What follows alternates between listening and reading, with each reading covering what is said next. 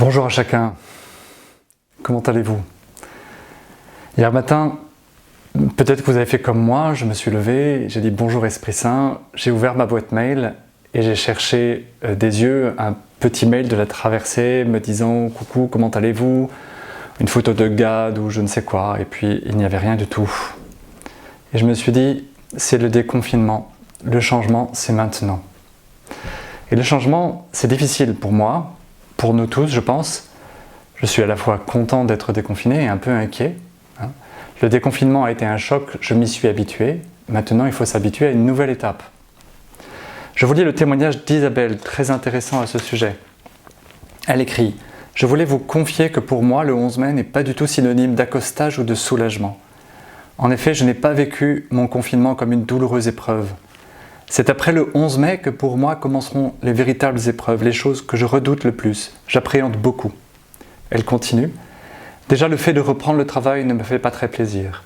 Et en plus, je redoute les difficultés dans les transports avec ces règles de sécurité sanitaire qui rendent les choses impossibles. Pendant le confinement, j'étais un peu dans ma bulle. Je vis dans une belle maison, à la campagne, avec un agréable jardin. À la reprise du travail, je vais être confronté avec la réalité du monde et cette ambiance anxiogène. Voir tout le monde porter des masques, devoir désinfecter toutes les surfaces, respecter les distances, ne plus pouvoir aller dans les endroits qui me faisaient plaisir, la pause de midi, ne plus manger à la cantine avec les collègues que j'aimais. Dans le travail également, j'ai des appréhensions. Je crains qu'on me demande de travailler plus et de changer mes manières de travailler. Je confie cela à votre prière. Isabelle, nous prions donc pour vous, et je prie pour tous ceux qui sont dans ce cas, qui sont stressés, découragés, peut-être même terrifiés. Je voulais vous dire 3 convictions et une proposition. La première conviction, c'est que globalement, c'est plutôt sain que le changement soit difficile, c'est plutôt normal. On sait ce qu'on perd, on ne sait pas ce qu'on gagne. C'est le signe d'une certaine lucidité. C'est le signe qu'on avait trouvé un équilibre là où on était et qu'on a peur de le perdre. A contrario, il peut y avoir quelque chose d'immature à vouloir changer tout le temps. On dit que c'est quelqu'un à la bougeotte, qui ne tient pas en place, on multiplie les voyages, on change d'ameublement, de vêtements, de travail, de couple. On a peur d'être confiné, on est un peu claustrophobe, et c'est un peu parfois une forme d'instabilité maladive. Je suis en train de lire le livre de Sylvain Prudhomme, Par les routes, où on voit un autostoppeur qui repart sur les routes tout le temps, laissant sa femme et son fils. Deuxième conviction, notre besoin vital de sécurité est légitime. Nous avons besoin d'avoir une certaine sécurité. On préfère même parfois une situation inconfortable qu'on connaît bien, plutôt qu'une situation qui nous paraît, vue d'ici, plus confortable, mais qu'on ne connaît pas. Et il va falloir se réhabituer, changer ses habitudes, changer ses comportements. Mais cette peur, ce besoin de sécurité peut être aussi handicapant et nous empêcher d'affronter la réalité comme elle est. Je pense à un passage de l'Ancien Testament, de la Bible, la sortie d'Égypte. On en a déjà parlé au début de la traversée. Le peuple hébreu sort de l'esclavage d'Égypte pour aller vers la terre promise. Et à un moment donné, ils se mettent à râler parce qu'ils ont faim et soif. Et ils disent, nous préférions manger des oignons, des légumes en Égypte où nous étions esclaves, plutôt que de mourir de faim dans ce désert.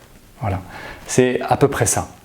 On connaissait une situation, même si elle n'était pas idéale, ils étaient esclaves, mais ils étaient compétents et ils maîtrisaient certaines choses, plutôt que d'être dans la démaîtrise, dans l'inquiétude, dans un nouveau mode de vie qui peut nous conduire à la liberté, mais qui est insécurisant et instable encore.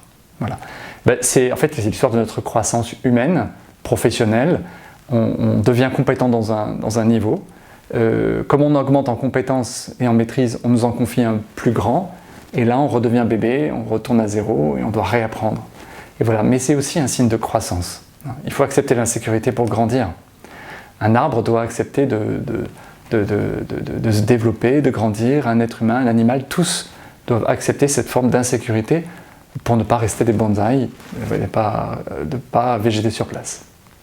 Troisième conviction, c'est quand on regarde l'histoire de l'humanité ou l'histoire de notre vie, on passe notre temps à nous adapter.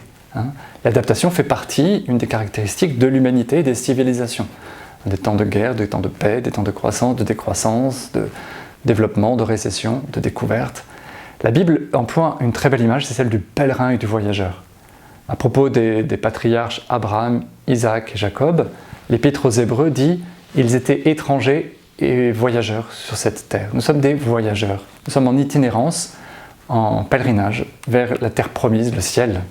Et quand on regarde notre vie, on a passé notre temps à voyager à travers des étapes. On passe du ventre de notre maman à la naissance, au berceau, du berceau à la maternelle, de la maternelle à l'école, de l'école au collège, au lycée, à la fac, au lieu de travail, peu importe. Et de déménagement en déménagement, d'évolution en évolution, en fait, c'est notre vie, tout simplement.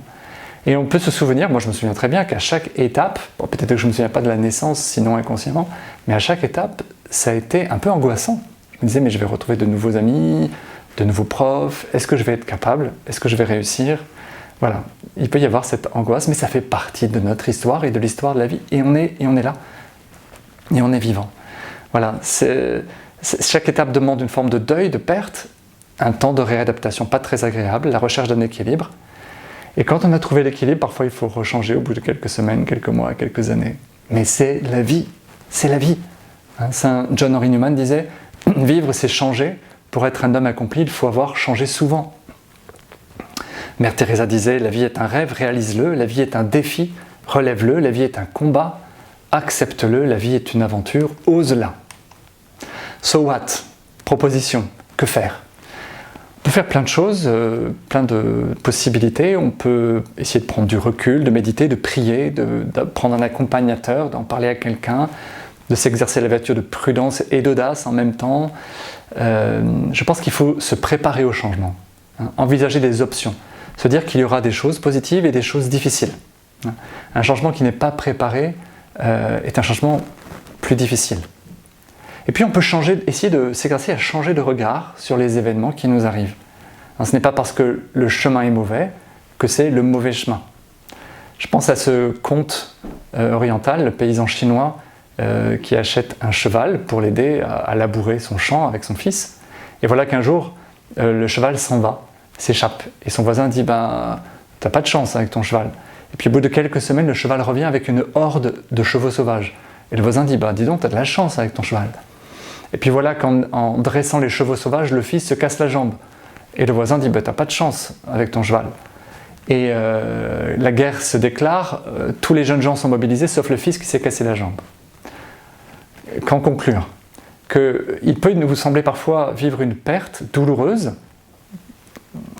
maladie, perte de quelque chose, et en fait on se rend compte que ça occasionne d'autres choses, qui nous font grandir et nous font avancer. Et la confiance est la clé pour ce paysan comme pour nous. Savoir que nous n'avançons pas seuls, que la providence est là et que nous allons quelque part. Nous n'allons pas vers le néant. Je pense aussi à ce très beau texte de Khalil Gibran, le poète libanais, qui m'a été donné par une autre Isabelle, qui a été envoyée dans vos réactions, vos témoignages. Voilà, je vous lis ce texte. On dit qu'avant d'entrer dans la mer, une rivière tremble de peur. Elle regarde en arrière le chemin qu'elle a parcouru, depuis les sommets, les montagnes, la longue route sinueuse qui traverse des forêts et des villages, et voit devant elle un océan si vaste qui pénétrer ne paraît rien d'autre que devoir disparaître à jamais. Mais il n'y a pas d'autre moyen.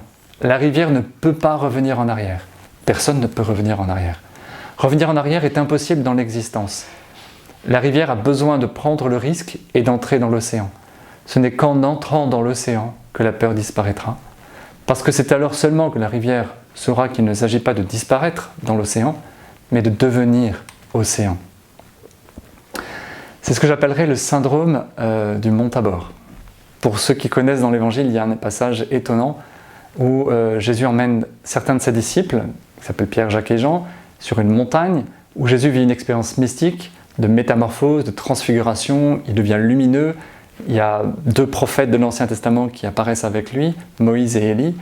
Et Pierre est tellement stupéfait qu'il dit « Il faut dresser 3 tentes, une pour toi Jésus, une pour Moïse et une pour Élie. » Sous-entendu, il faut rester là, on est tellement bien.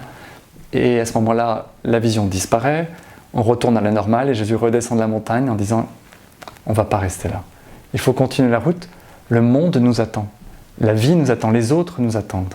On ne peut pas rester sur la montagne, il faut redescendre dans la plaine. » Alors, c'est une invitation à la confiance, à l'apaisement, à la certitude que Dieu est là. Dans un psaume, On dit « Tu me scrutes, Seigneur, et tu sais quand je m'assois, quand je me lève, de très loin tu pénètres mes pensées, que je marche ou me repose, tu le vois, tous mes chemins te sont familiers. » Psaume 138. Alors je vous propose de prier pour ceux qui le souhaitent. Vous pouvez fermer les yeux, respirer profondément. Oui Seigneur, en ce temps de changement, je suis peut-être perturbé, même inquiet. Peut-être que le confinement se poursuit. Peut-être que j'ai des défis à relever qui me paraissent difficiles, voire insurmontables. Je remets tout cela devant toi, entre tes mains. Je veux te faire confiance. Je veux cheminer avec toi, avancer vers la vie telle qu'elle est, la réalité telle qu'elle est, la traverser avec toi, continuer cette traversée de la vie. Fais qu'au milieu des changements de ce monde, mon cœur s'établisse fermement là où se trouvent les vraies joies. Amen. Alors je ne vous dis pas à demain, mais à après-demain. Bonne continuation de la traversée à tous et à chacun.